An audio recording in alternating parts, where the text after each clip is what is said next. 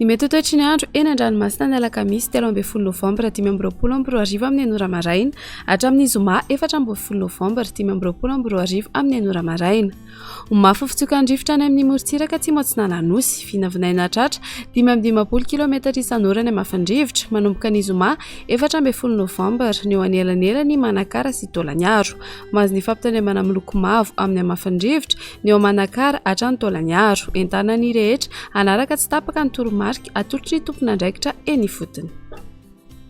Ho an'ny morontsiraka Atsinanana tanjona bobaomby hatrany amin'ny tanjona Angotsy anorana malefaka indraindray ho avy Atsinanana na Atsimo-Atsinanana ny rivotra ka ho folo hatramin'ny 20 km isan'ora. Ho avy avaratra andrefana kosa amin'ny faran'ny Fepitaona ka ho 10 km isan'ora adiny mpanonjana Anonjabe ny ranomasina avy ny onjy iray hatramin'ny 1.5 metatra. Tanjona Angotsy hatrany Manoro andrahoana mitsitokotoko ho avy avaratra na avaratra Atsinanana ny rivotra ka ho folo hatramin'ny 20 km isan'ora hatratra 30 km isan'ora indraindray Anonjabe ny ranomasina avy ny onjy andidina ny 1.5 metatra.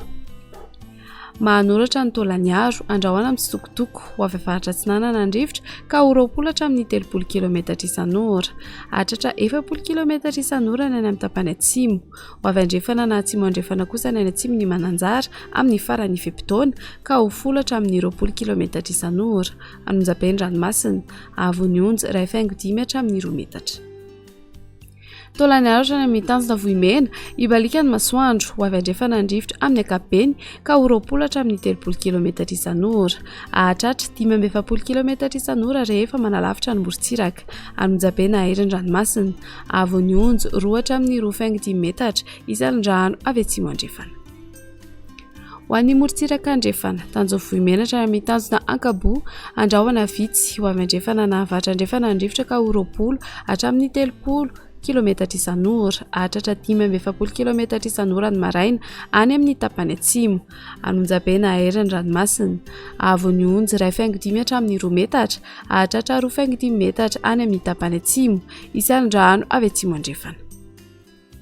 Tanjona Ankabo hatrany amin'ny tanjona Vilanandro isorana tandrifin-drahona indrindra ny alina ho avy andrefana na atsimo andrefana ny rivotra ka ho 10 hatramin'ny 20 km isan'ora adiny mpanonja ranomasina avy ny onjy 8.5 hatramin'ny 1 metatra. Tanjona Vilanandro hatrany Analalava anorana tandrifin-drahona indraindray ny vao maraina ho avy atsimo ny rivotra amin'ny fiandohan'ny Fepitaona ka ho 10 hatramin'ny 20 km isan'ora ho avy andrefana na avaratra andrefana kosa manomboka ny atoandro ka ho 10 hatramin'ny 20 km isan'ora ho tona adiny mpanonja ranomasina avy ny onjy ho latsaky ny 8.5 metatra.